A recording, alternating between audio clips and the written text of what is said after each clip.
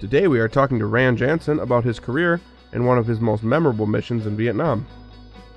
My name is Randall Jansen. I go by Rand. I'm a retired Marine captain. After I graduated from flight training, I went to 6 months on a Mediterranean cruise. We operated off a LSD ship with 8 helicopters. Spent 6 months in the Med, came back for 2 months. Then I went on a LPH, carrier design helicopter squadron. Spent 3 months in the Caribbean, including training in Panama, Barbados, all those places. 2 days after I got home, somebody started a fight in the Dominican Republic. I went down there for about 2 more weeks, and I got to Vietnam in October of '65. I volunteered for Vietnam in the summer of '64.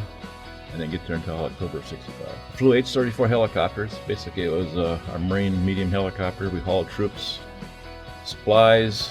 We did recon extractions and drop-offs, medevac. We got a call one night to pick up some wounded Marine. I was leading a 2-plane detachment, and we couldn't find them. Somebody had given us the wrong numbers, the radio frequency. And we were flying around, and finally we managed to get the contact with them. This time we were about getting low on fuel. So I told the guy on the ground, I said, well, we found you. I said, but man, we're running low on fuel. We have to come back, pick this kid up in the morning. He said, he'll be dead in the morning.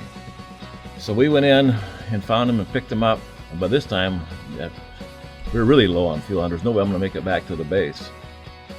And so I remembered that we had done an operation one time. They had a fuel dump, but there was nobody guarding it. I have no idea what the concept of the thing was, but just a few tanks out in the middle of nowhere. I thought, well, it's on the way, and we're not going to get back without it. On the other hand, one Viet Cong with a cigarette lighter could blow us all up, or we're getting refueled too. So we went in there with a little bit of trepidation because we didn't know what was going to hit. What was waiting for us there, but fortunately, there was nobody there, so we got the fuel and got home. Today we are talking with Joe Wilson about his career and his experience with the VA. I joined the National Guard in Two Rivers in 1955. 8 of us from Washington High School in Two Rivers joined at the same time. And in 1956, October 21st, I went and joined the Navy, and I was on board the USS Newport News for 4 years. I went aboard as the bugler, and a year and a half later, I was in navigation. I turned out to be the ship's special sea detail helmsman. When I got out of the Navy, I was married. We had our first child. I went back to Hamilton. Ed Levy, my sergeant, I went to OCS, and he was in charge of my unit. From there, I retired in 1980 from the Wisconsin Army National Guard as a Army captain. In the National Guard, I virtually was on all ranges. My daughter-in-law noticed that I had a hearing problem. But with the help of my son, he went to VA in Milwaukee, and I sent paperwork into him, and they scheduled a meeting at Green Bay, and I got in right away. Got a physical, blood test. 2 weeks later, I had my ears tested. I thank him. I says, wow, I help you kids out, and now you kids are helping me out. And I'm proud of them kids. And there's one thing about the service, including the Navy, you don't worry about politics because you work together. And those people at Green Bay were terrific. A doctor, I had a pen from the AMVETS. I remember the VFW and the AMVETS and the Eagles. And I gave that to him, and he said, wow, this is the first gift I ever got. Today we are talking with Jason Church about his career, his injury, and how important having a strong support system is.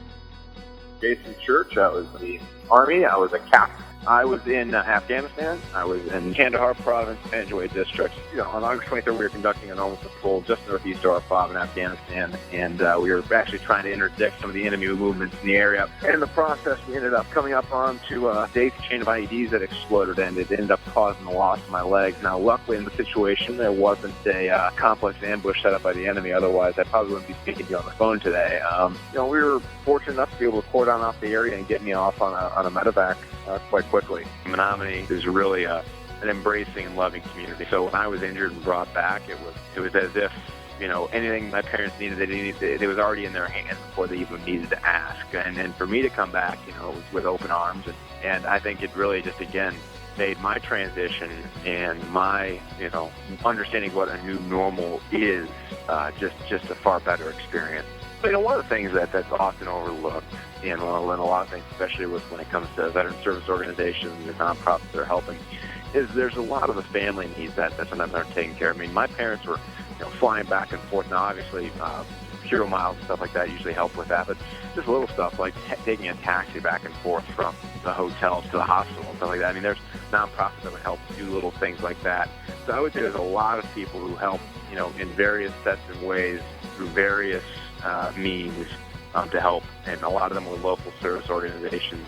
Really, I think that's what kind of helped not only me but my family as well, because when a service member gets injured or something like that, I mean, it's not just the service member who's affected. I mean, obviously you have the entire family and you have the extended family. You have a bunch of people who are affected by what happened. There's a lot of things you just don't realize you need until they're not there, or you're in a situation in which it's like, oh man, I could really use something like this.